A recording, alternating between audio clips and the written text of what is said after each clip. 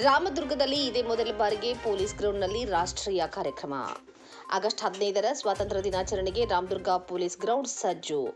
ಬೆಳಗಾವಿ ಜಿಲ್ಲೆ ರಾಮದುರ್ಗ ಪಟ್ಟಣದಲ್ಲಿ ಇದೇ ಮೊದಲ ಬಾರಿಗೆ ರಾಷ್ಟ್ರೀಯ ಕಾರ್ಯಕ್ರಮವನ್ನು ಪೊಲೀಸ್ ಗ್ರೌಂಡ್ನಲ್ಲಿ ಆಯೋಜಿಸಲಾಗುತ್ತಿದೆ.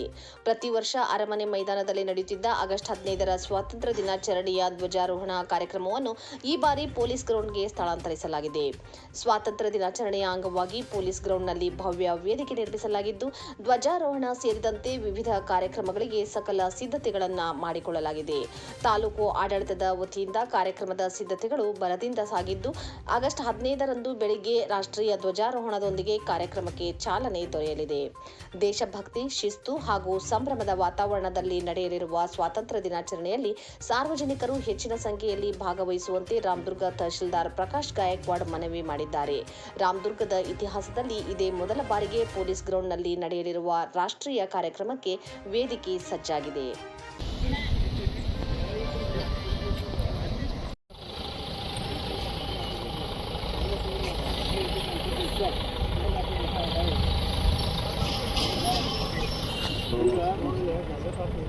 ಆಕ್ಚುಲಿ ಇಲ್ಲೇ ಬರ್ಬೇಕು ಅವ್ರು ನಾಳೆ.